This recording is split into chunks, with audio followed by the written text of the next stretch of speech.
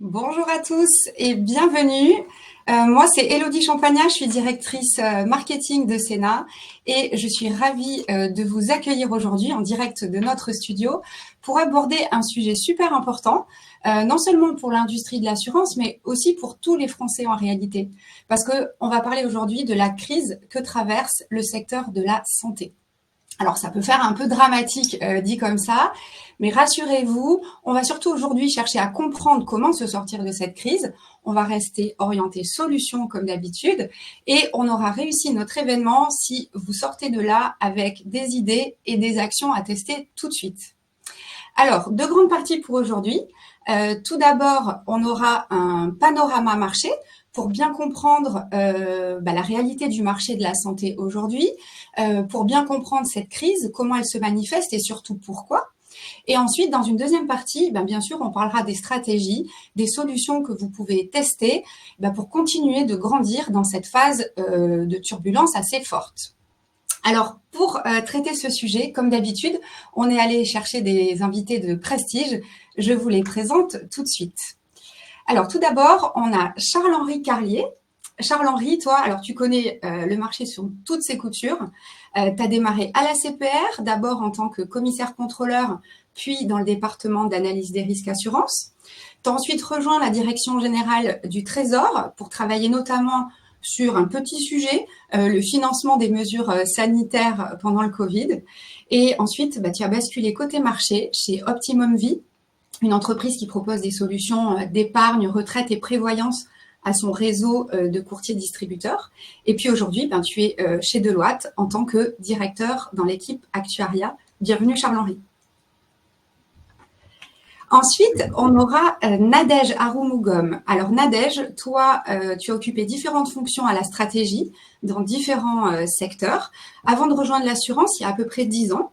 Et donc en 2013, tu as exercé la fonction de directrice de la stratégie chez April, un poste que tu vas occuper pendant 5 ans avant de rejoindre Alptis, où tu es aujourd'hui la directrice de la stratégie, du marketing et de la communication. Merci beaucoup pour ta présence Nadège. Et enfin, on a le plaisir donc d'avoir Nico Lafaux, le directeur administratif et financier de Sénat. Alors Nico, si ça vous dérange pas, je vais l'appeler Nico parce qu'on est collègues et c'est comme ça qu'on l'appelle ici. Donc si ça vous embête pas, je l'appellerai Nico pendant cette présentation.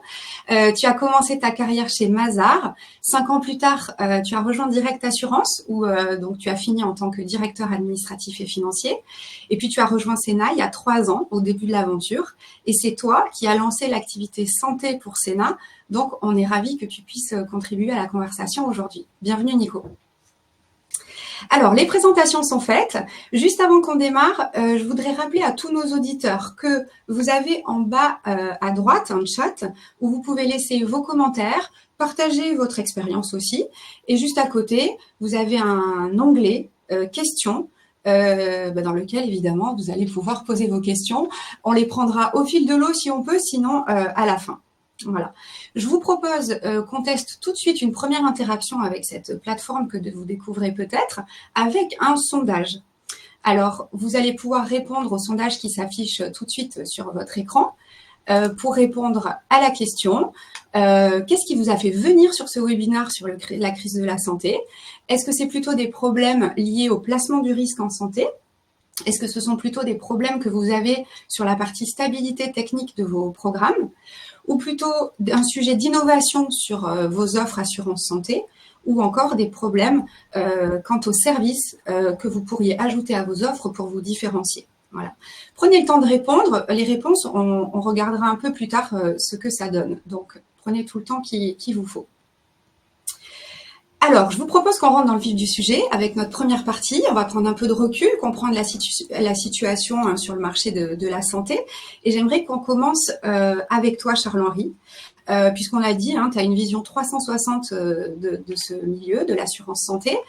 Il y a beaucoup de choses à dire sur ce qui se passe, mais si on devait être synthétique et retenir 3 éléments structurants de ce qui se passe, ce serait quoi?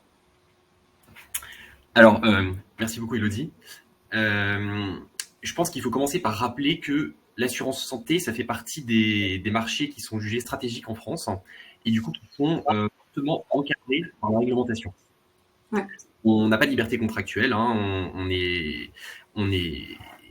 a quand même un certain nombre de cadrages qui est prévu par la réglementation, par exemple pour les contrats responsables avec des garanties minimales, etc.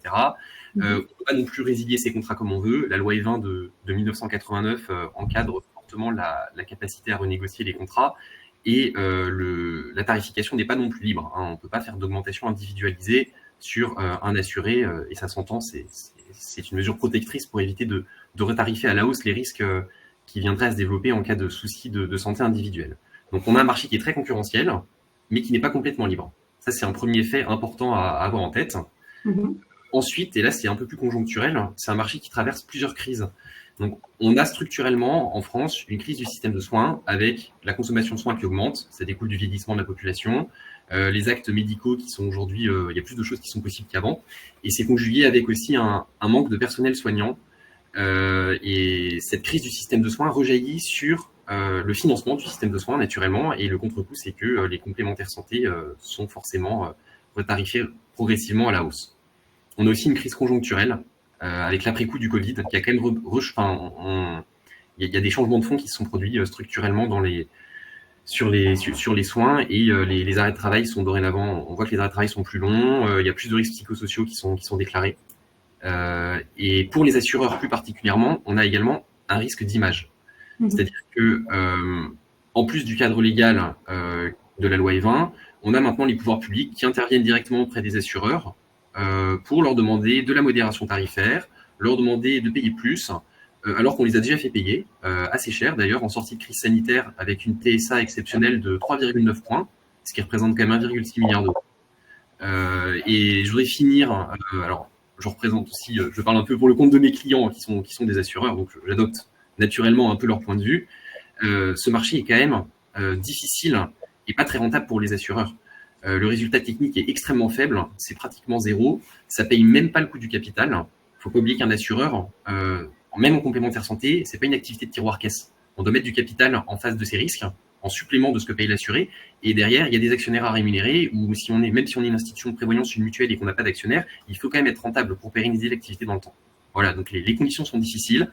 Les assureurs ont de plus besoin d'optimiser les coûts. Il y a de plus en plus de délégations de gestion pour optimiser les coûts. Les assureurs se rapprochent et j'en resterai sur ce chiffre que je trouve assez marquant, c'est de se dire qu'il y a 10-15 ans, il y avait encore 1000 mutuelles santé du niveau 2 actives en France. Aujourd'hui, il y en a plus de 300. Ouais, ok. Et ce que tu dis là, Charles-Henri, c'est que bon, les assureurs ont été secoués pas mal au cours de ces dernières années.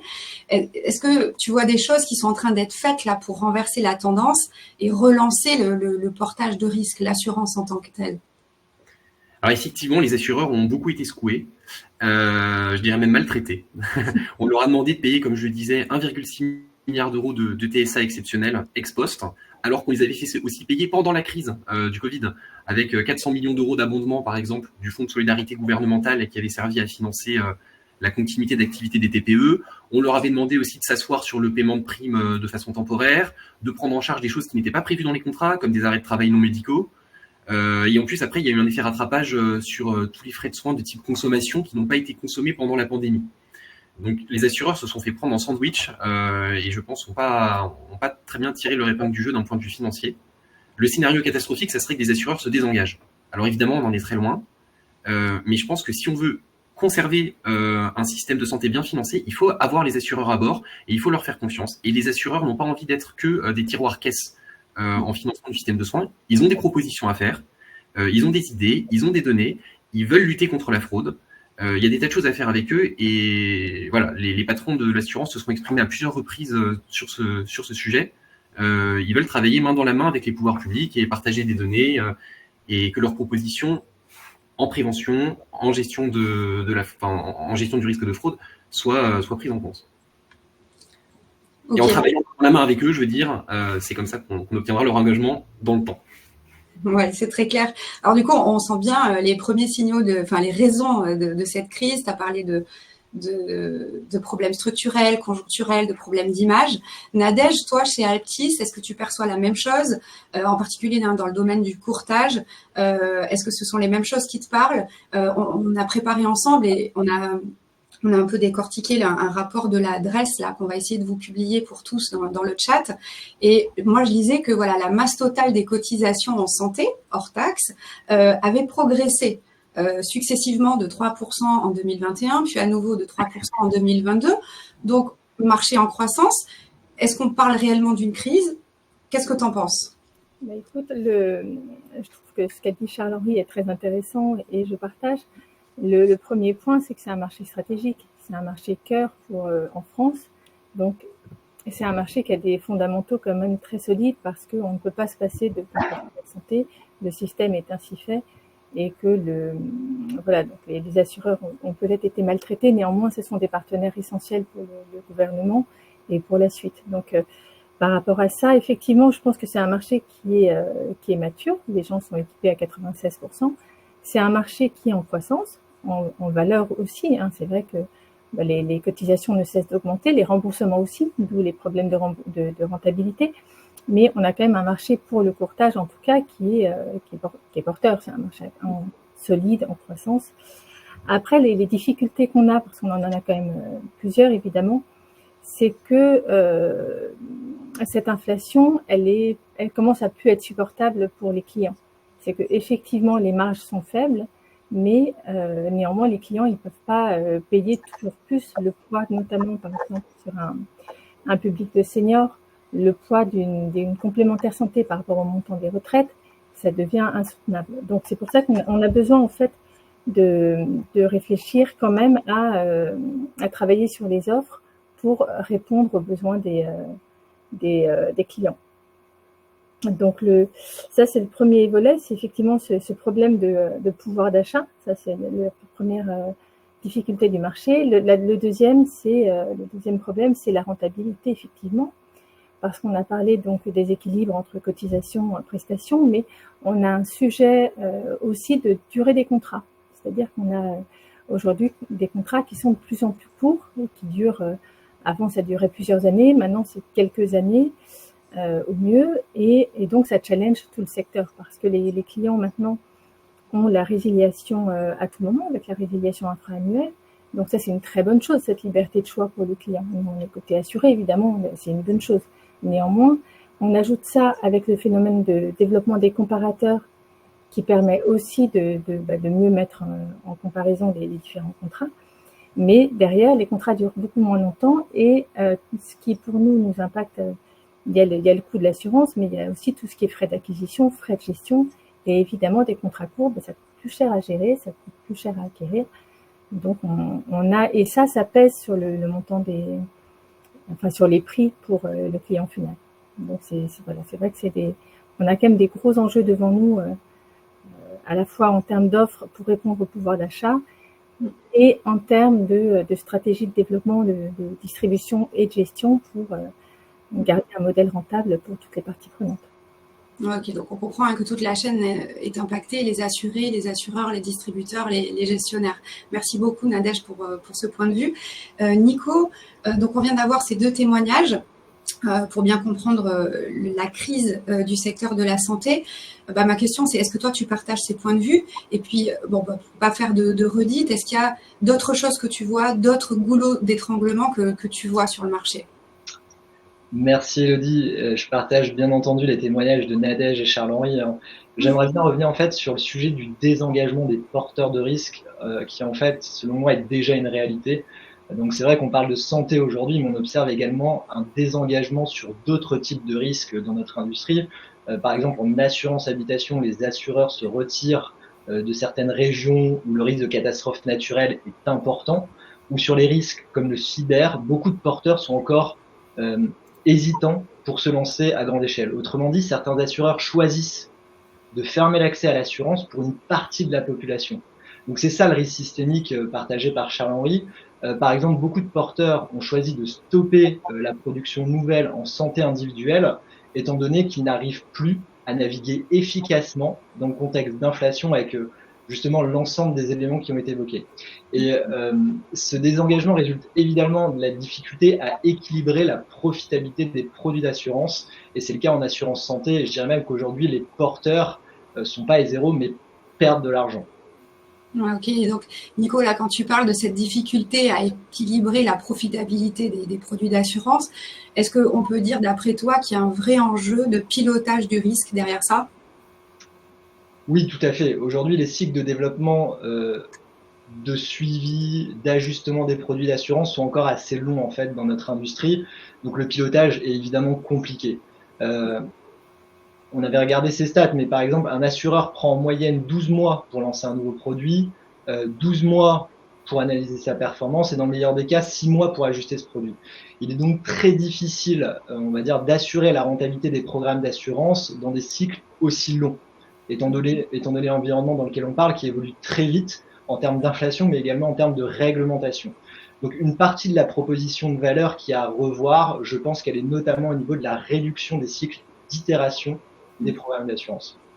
Ok, très bien. On en parlera peut-être un peu plus en détail dans les solutions un peu après. En tout cas, merci beaucoup à tous les trois pour ce premier tour d'horizon. Donc, si je résume, malgré on a vu des cotisations qui augmentent, on a une crise structurelle avec des difficultés à équilibrer la profitabilité dans le contexte d'inflation et de baisse du pouvoir d'achat. On a des contraintes organisationnelles et technologiques aussi qui empêchent de piloter le risque, comme disait Nico, de manière granulaire et très itérative. Donc ça, c'est bien clair pour le constat de ce qui se passe sur le marché de la santé. J'aimerais donc, maintenant qu'on a bien compris tout ça, qu'on passe directement aux solutions et aux stratégies qu'on pourrait mettre en place pour redresser la barre. Et avant ça, je vous propose de regarder peut-être les résultats à notre sondage. Je regarde ça tout de suite en direct avec vous. Hop, excusez-moi. J'ai pas la statistique. Je vous dirai ça un peu plus tard dans le webinaire. Je vais régler ça en attendant. Alors du coup, Nadège, si on peut reprendre avec toi, chez Altis, quelle stratégie vous avez mis en place pour faire face à cette crise, surtout pour limiter son impact au sein de votre organisation? Alors nous, on travaille évidemment sur des offres. Depuis quelques années, on travaille notamment sur des offres très modulaires, que ce soit en santé collective ou en santé individuelle, pour aider l'adhérent à choisir vraiment la garantie, à construire en fait avec le courtier la garantie qui correspond à ses besoins. Et donc là-dessus, c'est à la fois la structure de l'offre qui est modulaire, et puis on a un outil d'aide à la vente pour le courtier qui lui permet d'ajuster en temps réel, pendant son acte de conseil, la garantie, le prix s'affiche. Voilà. Donc ça permet de faire le meilleur compromis entre le coût de la garantie et les garanties choisies. Donc ça, c'est un premier volet pour répondre à ce sujet de pouvoir d'achat, forcément, de besoin à la fois de couverture santé adaptée et puis de pouvoir d'achat malgré tout. Le deuxième sujet, c'est, on l'a dit, la volatilité des contrats, la durée courte des contrats, de vie courte des contrats. Et donc, on travaille sur deux axes par rapport à ça. Le premier, c'est la prévention et la fidélisation, ou plutôt la fidélisation à travers des garanties qui s'améliorent dans le temps.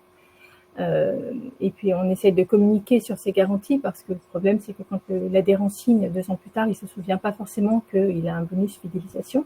Donc, il y a une partie communication. Et puis, on a un modèle particulier chez Altis où on travaille beaucoup sur ce qui est particulier, c'est qu'on travaille avec nos bénévoles sur la prévention. C'est-à-dire qu'on propose des ateliers animés par des bénévoles. On propose aussi des ateliers en ligne de prévention pour nos adhérents. Et donc, on pense que ça, c'est à la fois positif sur l'aspect fidélisation, parce qu'on apporte une différence, on essaie de se différencier par cet angle-là, Et puis, c'est positif aussi parce que aider nos adhérents à être responsables par rapport à leur santé, à suivre, à faire leur vaccination, leur dépistage, à avoir une hygiène de vie positive. On pense que ça permet aussi à long terme d'influer à notre modeste échelle, mais d'influer positivement sur les coûts des soins à long terme. Et dernier volet aussi pour travailler sur l'axe rentabilité, on travaille depuis plusieurs années sur la fraude, sur la lutte contre la fraude avec notre partenaire Active.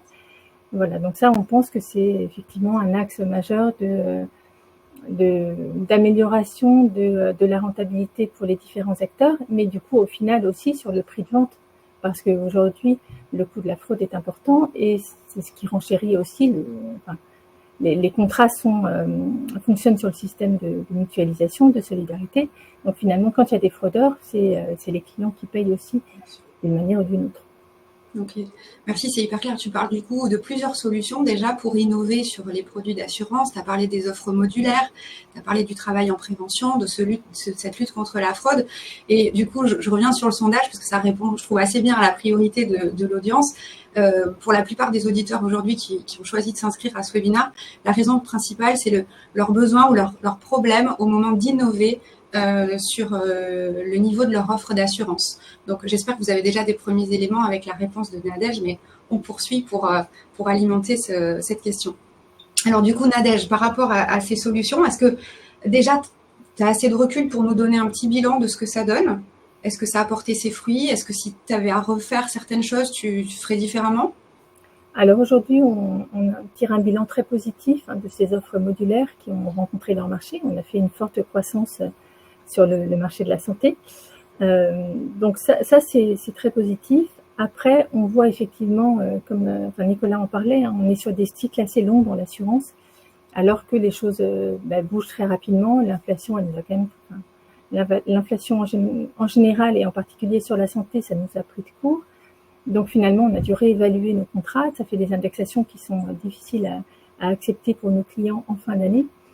Et donc là, c'est vrai que nous, on cherche à gagner en agilité aussi pour adapter les tarifs plus rapidement pour qu'il n'y ait pas cet effet entre le moment où on se rend compte que le tarif n'est pas tout à fait adapté et qu'il faut le réajuster et le moment où on indexe nos clients. Voilà, il y a trop de temps en fait. Le temps de réactivité est pas bon. L'autre sujet aussi, c'est que le pouvoir d'achat souffre particulièrement. Et donc nous, on a une politique jusqu'à maintenant de travailler uniquement en contrat responsable. Enfin, pas uniquement, mais le cœur de notre activité, ce sont des contrats responsables. C'est aussi le cœur du marché aujourd'hui, c'est 95% des contrats. Mais on voit que ce contrat responsable, il est plus tout à fait adapté. C'est qu'à un moment, le prix moyen d'une complémentaire santé est tellement important qu'il faut proposer d'autres alternatives à nos adhérents. Et donc voilà, le bilan que je vois, c'est que le modulaire, c'est une bonne réponse, mais il faut accompagner nos courtiers aussi et donc les clients avec une gamme d'offres plus large et réfléchir donc soit à l'évolution du contrat responsable. Je pense que le gouvernement, il y a des auditions en ce moment au Sénat qui sont plutôt encourageantes. On a l'impression qu'effectivement, le contrat santé responsable, il a 20 ans. Peut-être qu'il pourrait évoluer dans les prochaines semaines et nous, on appelle ça de nos voeux. Mais c'est de réfléchir aussi à des offres non responsables. Le challenge par rapport à ça, c'est qu'on a un écart de taxes entre un contrat responsable et un contrat non responsable qui est très très important. On a 13 points d'écart. Donc pour rattraper par les garanties ces 13 points d'écart de surfiscalité en fait sur un contrat non responsable, c'est quand même un beau challenge. Mais pour l'audience, ça passe de 7% à 20%, c'est ça? Exactement. Okay. En tout cas, merci pour cette réponse transparente sur votre premier bilan, Nadège.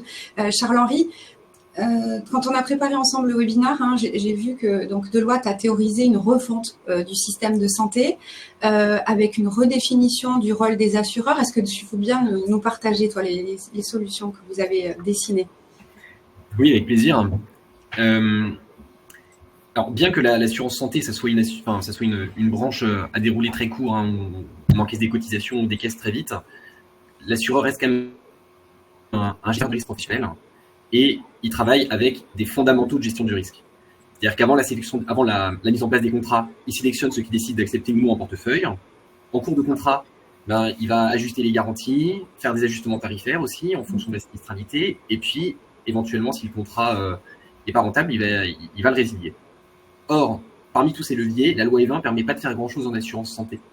On peut juste travailler sur ce qu'on accepte en risque à la souscription et après faire des augmentations tarifaires non ciblées. Donc finalement, on n'a pas vraiment les leviers traditionnels qui fonctionnent. Et une de nos idées, après ça rejoint aussi beaucoup ce que disait Nadège, pour s'en sortir, c'est essayer de changer de paradigme et d'arrêter de considérer, si vous voulez, que les dépenses les frais de soins sont un tout et qu'on peut pas un tout qu'on ne décide pas. C'est une sorte de, finalement, on peut essayer de rentrer il faut essayer de rentrer dans une logique où on essaie de réduire un peu la taille du gâteau plus que de réfléchir à comment on la partage. Aujourd'hui, on est dans une logique de partage entre la sécurité sociale, les complémentaires et puis le reste à charge. On peut réduire la taille du gâteau. Alors évidemment, on n'est pas en train de demander aux gens de ne pas se soigner, mais il y a deux grandes choses qu'on peut faire. La première, c'est évidemment de la prévention. La prévention, on l'a fait à la fois c'est gagnant-gagnant. On l'a fait à la fois pour les clients.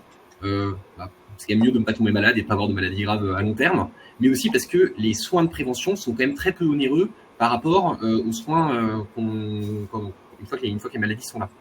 Et aussi, évidemment, la lutte contre la fraude, toutes les fuites du système.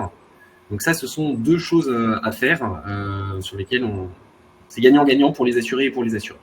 Voilà. Et également, et ça c'est on est très actif sur tous les sujets data, nous on milite pour qu'il y ait des partages de données.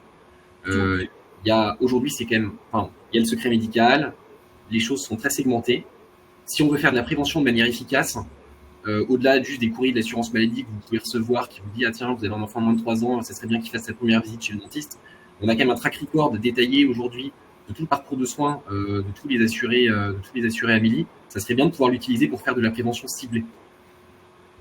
Ouais, personnalisée, ouais, c'est clair. Et dans cette vision, Charles-Henri, donc parce qu'on a parlé un peu du rôle un peu différent que peut avoir l'assureur, qu'est-ce que tu penses du rôle du courtier là-dedans? Alors, le courtier n'a pas un rôle évident sur ces deux volets que je viens d'évoquer. Alors, c'est le relais local de l'assureur. Du coup, s'il travaille en confiance avec lui, il peut évidemment l'aider dans la sélection des risques, dans la détection de comportements de fraude également. Mais je pense surtout qu'il peut aussi, dans la logique d'éviter que les contrats tournent trop vite, accepter une structuration de sa commission qui permette de s'insérer dans une logique de long terme, de partenariat de long terme des contrats. Tu évoquais tout à l'heure, Elodie, le fait que les contrats pour les seniors deviennent très onéreux, mais si les contrats se mettent à tourner à toute vitesse, on va aller vers une démutualisation des tarifs. Et du coup, les contrats deviendront de plus en plus chers pour les seniors et de moins en moins chers pour les profils peu risqués. Donc, c'est extrêmement important que dans une logique de confiance, surtout sur ces branches qui sont tendues en ce moment, il y ait des structurations de rémunération qui permettent d'assurer de la pérennité et de la stabilité des portefeuilles dans le temps. Ok, merci beaucoup Charles-Henri. On comprend bien du coup que les courtiers ont un rôle majeur bien sûr dans la résolution de cette crise. Mais ce que j'aimerais qu'on leur apporte aujourd'hui, c'est qu'est-ce qu'ils peuvent faire en fait? Qu'est-ce qu'on peut faire pour qu'ils jouent pleinement ce rôle? Nico, bien sûr, j'ai envie de me tourner vers toi. Sénat a réalisé une étude dans le domaine de l'assurance santé auprès des courtiers. Le principal problème qui nous a été remonté, c'est la difficulté à trouver des assureurs pour porter le risque, si je ne me trompe pas. Quelle solution, toi, tu vois? Qu'est-ce qu'on peut développer pour les accompagner? Oui, c'est vrai que suite à l'analyse qu'on a réalisée, le principal problème qui a été remonté par nos courtiers, ça concerne leur difficulté à trouver des assureurs ou des réassureurs qui acceptent de soutenir leur nouveau programme d'assurance, étant donné le contexte déficitaire dont on a parlé. Et tout ça est aussi lié finalement à l'offre, aux critères de sélection que Charles-Henri a évoqué. Et je l'ai déjà dit, ces dernières années, les porteurs ont enregistré des pertes. Et comme expliqué tout à l'heure, les cycles d'itération des programmes d'assurance sont encore trop longs comparé à l'évolution de l'environnement macroéconomique. En fait, ce qui pousse certains porteurs à sortir complètement du jeu. Donc, c'est ce qu'on a pu observer sur les programmes d'assurance santé lancés chez Sénat, c'est qu'il est très difficile, finalement, de trouver le bon équilibre croissance-profitabilité du premier jour, c'est-à-dire dès le lancement d'un programme. Donc, chez Sénat, sur certains programmes, on était trop cher et en fait, on n'avait quasiment aucune production sur les programmes qu'on a lancés parce qu'il y avait un vrai dépositionnement par rapport au marché. Et sur d'autres, en fait, la production était au rendez-vous, mais en termes de profitabilité, c'était beaucoup moins bien. Et comme expliqué par Charles-Henri, post-lancement, en fait, les leviers traditionnels ne fonctionnent pas en santé, contrairement à des produits auto ou MRH. Donc, ce qui nous a finalement permis de trouver le bon équilibre croissance, profitabilité sur ces programmes, c'est finalement nos itérations rapides et successives sur les offres d'assurance.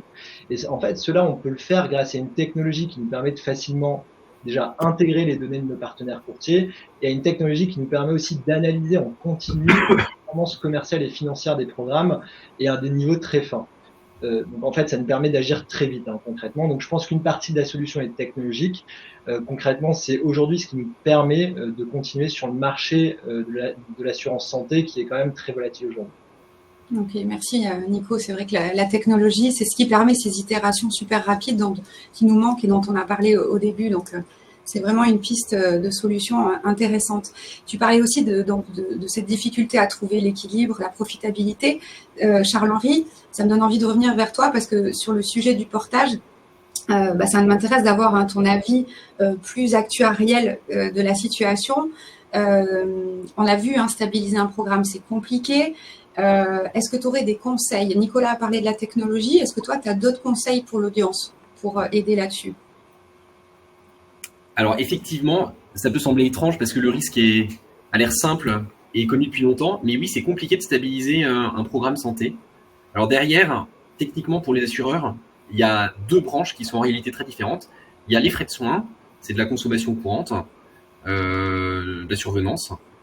On a tendance à penser que c'est du tiroir caisse et que c'est des délais qui sont assez courts, mais en réalité, quand on regarde dans les triangles, les triangles actuariels de charge des assureurs, c'est-à-dire quand on regarde au bout de combien d'années la sinistralité qui était prévue au titre d'une année de survenance est totalement épuisée, en fait, c'est pas du tout si rapide que ça. Au bout de 2 ans, il reste en général toujours 5% de règlements à effectuer. Et à la fin de la première année, on n'est pas à 90%, on est entre 60 et 80%.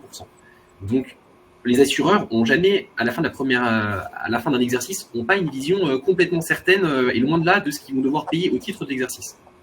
Et après, il y a la branche arrêt de travail, où alors là, c'est encore pire. La cadence est beaucoup plus lente. En général, au bout de 2 ans, on n'a toujours pas atteint les 75% de ce qu'on doit régler au total au titre d'un exercice de survenance.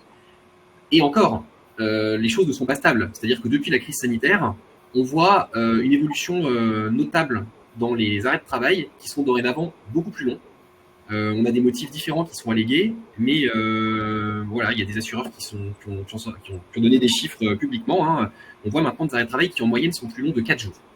Donc ça, c'est quand même un game changer et qui fait que équilibrer son tarif, même en se basant sur son expérience historique, n'est pas évident. Et ça l'est encore moins quand vous êtes un acteur mutualiste ou paritaire qui a à son board des représentants des assurés. Alors, comment est-ce qu'on fait quand même pour trouver des solutions ? Déjà, à la base, je pense, mais c'est surtout ça en collective, c'est de bien connaître les secteurs dans lesquels on intervient. Le risque, notamment sur la partie arrêt de travail, accident du travail, il est très lié au secteur d'activité. Donc, pour ça, il faut bien connaître le secteur d'activité dans lequel on s'apprête à prendre des résultats collectifs. Et puis aussi, et ça, c'est un levier qui est commun à d'autres branches, il faut faire du coup être très rigoureux dans la gestion de ses cotisations et de ses règlements. Moi, j'ai déjà vu chez des acteurs des écarts de cotisation qui se chiffraient en plusieurs millions, voire dizaines de millions d'euros, qui étaient récupérés des années après, parce que quand on fait les réconciliations entre les délégataires de gestion et puis l'assureur, des fois, on se rend compte que les bases de données ne matchent pas, qu'on n'est pas tout à fait d'accord sur les montants, et parfois les assureurs ont des manques à gagner. Voilà. Le courtier gestionnaire peut avoir un rôle à jouer dans tout ça. Ça peut être un partenaire de qualité avec de la proximité client pour aider à relancer le paiement des cotisations et qui peut aussi, qui parfois aussi a un track record, alors certes dans la limite du secret médical, mais il a quand même une connaissance client dans le temps et il peut aussi quand même indiquer à son assureur s'il s'apprête à prendre un bon ou un mauvais risque, au-delà de l'opportunité pour lui-même de placer le risque. Ok, merci. Je me permets de rebondir sur ce que vient de dire Charles-Henri. C'est vrai que je pense que les investissements au niveau des processus de paiement ou de recouvrement des primes impayées, c'est un excellent levier pour améliorer efficacement la profitabilité ou la compétitivité si on investit ses marges dans le prix au niveau des programmes d'assurance. Parce qu'en santé individuelle, le taux de non-paiement, des stats qu'on regarde attentivement chez Sénat, se situe entre 5 et 15% en fonction des processus qui sont mis en place et aussi du mode de distribution des programmes, des segments d'assurés, etc. Autrement dit, quand on regarde cette partie-là, c'est déjà entre 5 et 15% de marge supplémentaire qui peuvent être récupérées.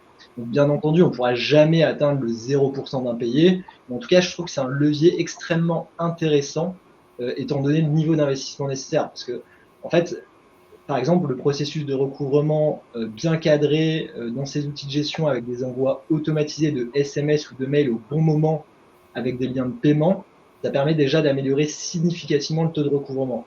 Ou un autre exemple, par exemple, le paiement obligatoire par CB des 2 ou 3 premiers mois au moment de la souscription permet de limiter significativement le risque de fraude, notamment quand on vend des contrats sur le canal web où on peut avoir une forte anti-sélection au niveau de la fraude. Après, on peut trouver des processus de recouvrement encore plus avancés, novateurs, intégrant des modèles de machine learning qui permettent en fait soit d'évaluer la pertinence des actions de recouvrement à réaliser en fonction de segmentation client, ou aussi d'adapter le format des messages envoyés en fonction du profil des personnes à recouvrer. Donc là, on travaille vraiment plus sur le contenu.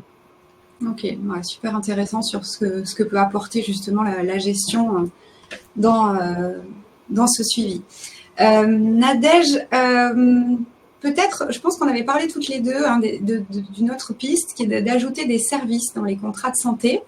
Là, je pense à la téléconsultation, à l'assistance, au réseau de soins. Et puis finalement, on constate que les assurés s'en servent pas trop. Alors, qu'est-ce que tu en penses, toi, d'ajouter ces services? Alors, moi, je pense que les services, les taux de recours sont peut-être faibles, mais c'est déjà une forte évolution. Enfin, il y a eu une forte évolution avec le Covid. En fait, la téléconsultation, c'était assez marginal avant le Covid. Aujourd'hui, c'est obligatoire d'avoir ça dans une offre. Aujourd'hui, les mœurs ont changé sur la téléconsultation. Et puis, Charles-Henri en parlait, je crois. On est face à une pénurie de médecins qui ne va pas s'améliorer dans les 10 prochaines années. Donc, on a un problème structurel d'accès aux soins. Donc, pour moi, c'est absolument indispensable d'accompagner nos adhérents sur toutes ces problématiques. Et la téléconsultation n'est pas la réponse unique, mais c'est un volet de réponse par rapport à ce problème de pénurie d'accès de professionnels de santé. Donc, pour moi, c'est des services qui sont à forte valeur ajoutée. Finalement, c'est clairement le problème aussi le sujet de l'assurance, c'est pas de consommer, c'est de se dire le jour où j'en ai besoin, j'ai accès à ce service. C'est une logique il faut qu'il y ait un risque et donc c'est pas quelque chose que j'utilise tous les jours, mais quand j'en ai besoin, comme l'assistance, le jour où je suis hospitalisée, je dois rentrer chez moi et j'ai personne à la maison pour m'aider, c'est bien qu'il y ait ces services d'assistance. Je pense que ça correspond aussi à une évolution des modes de vie. On avait fait une étude sur les seniors, évidemment, c'est un de nos marchés phares. De plus en plus, les seniors ont des familles éclatées, des enfants qui sont loin, donc les aidants ne sont pas forcément à proximité pour juste après une hospitalisation pour venir les aider. Donc, les services d'assistance sont d'autant plus importants. Donc voilà, moi je prends encore beaucoup à ces services. Je pense que c'est des standards, mais il faut vraiment continuer à les enrichir pour nos adhérents. Ouais. Merci Nadège, parce que justement, il y avait une question de Nathalie Guéra dans le chat qui disait donc que le risque pour les seniors est un réel problème, que c'est difficile de les assurer à un coût correct avec des garanties milieu de gamme. Donc, toi, tu amènes le service comme une possibilité de bien adresser cette cible. Peut-être on reprendra cette question pour la compléter après, mais il y a déjà du coup un début de réponse. Merci pour ça. Alors, je vous remercie tous les trois parce qu'on a fait je pense, un échange intéressant sur les solutions qu'on peut envisager pour sortir de cette crise de la santé. Et avant qu'on prenne les questions de l'audience en direct, j'aimerais qu'on puisse conclure avec 2 questions. Nadège, si on continue avec toi, si tu avais une baguette magique, toi, aujourd'hui, dans quoi tu investirais absolument pour sortir grandi de la crise?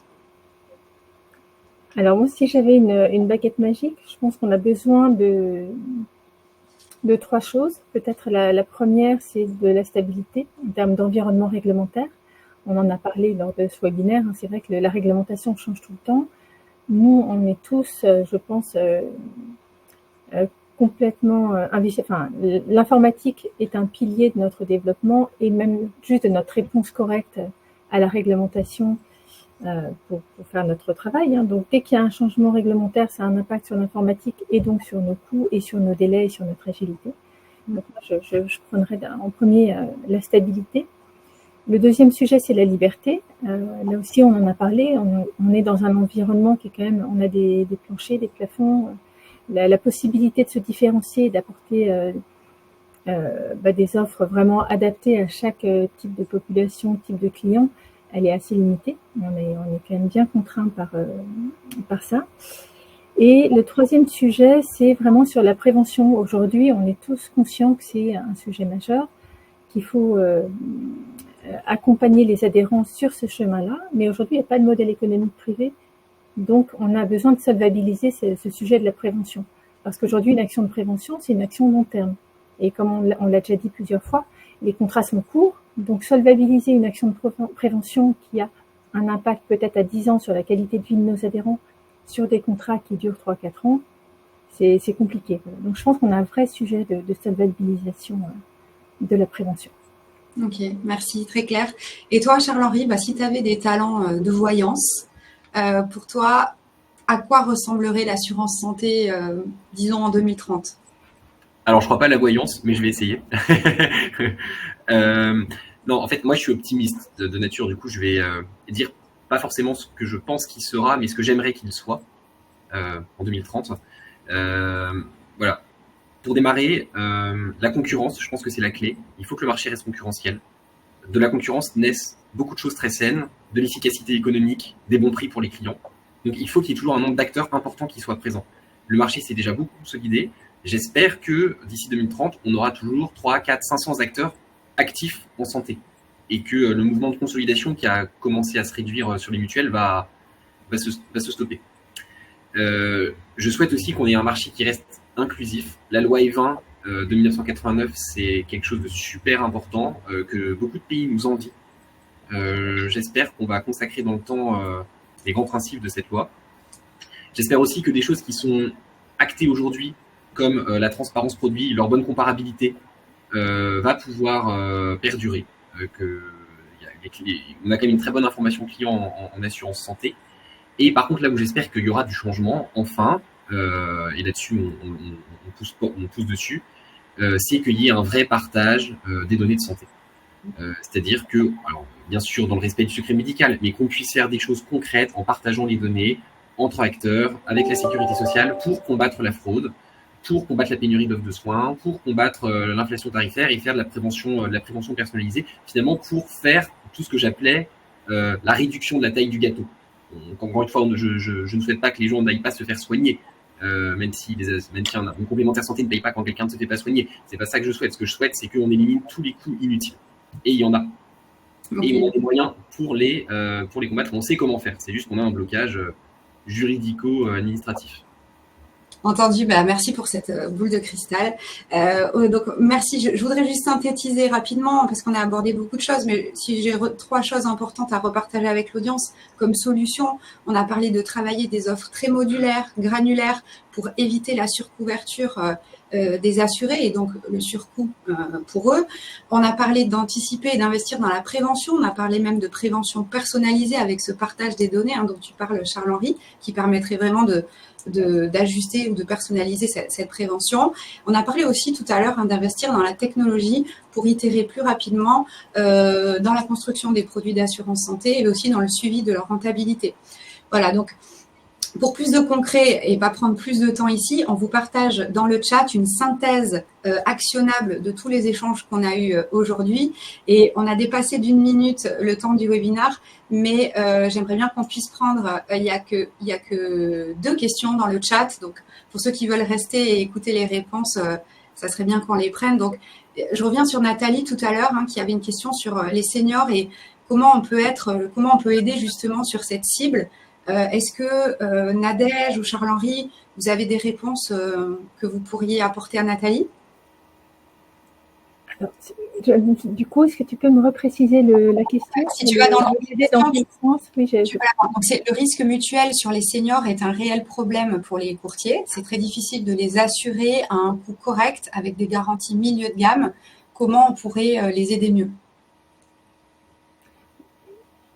je pense que là-dessus, c'est effectivement de travailler sur le contrat responsable, parce que les seniors, ils consomment plus, c'est normal, ils ont plus de maladies, donc il y a plus de consommation, donc leur prix peut pas être réellement.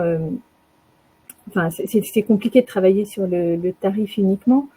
Après, il faut adapter au mieux la garantie, c'est-à-dire que parfois il y a des garanties. Selon l'âge du senior, il a pas forcément les mêmes problématiques, que ce soit sur les yeux, sur les dents. Donc le fait d'avoir un contrat responsable qui normatise, qui norme beaucoup les choses, ça peut-être être contre-productif parce que finalement on est loin de la personnalisation de l'offre. On peut pas aller assez loin dans la personnalisation. Je pense qu'après il y a peut-être aussi un sujet de taxation. Les contrats on a le même niveau de taxe pour tout le monde. Sauf que sur les contrats collectifs, il y a des avantages fiscaux. Sur les contrats des indépendants aussi. Les seniors, peut-être pas. Pas peut-être pas, il y en a pas. Voilà, donc c'est pas un sujet facile. C'est qu'il faut répondre au mieux aux besoins des seniors et en même temps, c'est ceux qui ont le plus de besoins et des besoins qui vont croissant. Donc, il y a Florian qui propose quelque chose en réponse, Florian Dieu, qui dit pourquoi ne pas mettre en place un pool de porteurs, donc regrouper les porteurs de risques afin de mutualiser les portefeuilles de seniors. Voilà, donc je laisse son commentaire ouvert à tous. Pourquoi pas. On a une autre question de Victor Bess sur les services. Donc on a parlé tout à l'heure Nadège des services. Il dit est-ce qu'ils ont vraiment un ROI pour l'assureur et si oui, est-ce qu'il est mesurable? Alors, le ROI pour l'assureur, c'est peut-être toi, Nico, qui peut prendre cette question. Qu'est-ce que tu en penses? Oui, bien sûr. En fait, pour moi, le ROI aujourd'hui sur les services, il est principalement commercial. En fait, les services sont effectivement devenus un standard dans les offres santé, notamment dans les contrats collectifs. Et d'un point de vue commercial, je dirais que c'est indispensable d'avoir certaines offres. En fait, c'est un argument de vente. Par contre, on parlait tout à l'heure du taux d'utilisation de ces services, et c'est vrai que je pense qu'il y a encore des efforts à faire à ce niveau-là, parce que ce qui est important au-delà de proposer quelque chose, c'est que ce soit utile pour les assurés. Et je pense que pour ça, il y a plusieurs leviers. Il y a des trucs simples, on en parlait tout à l'heure, genre des campagnes d'information ciblées pour acculturer les assurés sur les bénéfices de ces services, ou par exemple une intégration de ces services dans des applications mobiles ou des sites web que les assurés utilisent déjà. Donc ça, c'est quelque chose que les plateformes, par exemple, de streaming gèrent très bien. J'ai eu l'occasion d'utiliser ça entre MyCanal et Netflix, et je trouve qu'il y a un parallèle intéressant, en tout cas avec les plateformes de téléconsultation, où les parcours peuvent encore être améliorés. Donc au final, je pense voilà, qu'il est préférable de proposer peut-être quelques services très utiles avec un fort taux d'utilisation plutôt que d'offrir une multitude de services peu utilisés. Après, je suis quand même complètement d'accord avec Nadège sur le fait que l'assistance et la téléconsultation sont aujourd'hui devenus des services utiles et indispensables. Ok, merci Nico. Écoutez, je pense qu'on a couvert les questions. Comme on a dépassé de 5 minutes, on va clôturer l'échange. Quelqu'un demande si un replay sera prévu. Donc bien sûr, on vous l'enverra à tous les participants. Il me reste à vous remercier. Merci Charles-Henri, Nadège et Nico pour vos interventions. C'était un échange super riche. Et puis je remercie aussi toute l'audience et je vous souhaite une bonne fin de journée. À bientôt. À bientôt. À bientôt. à bientôt.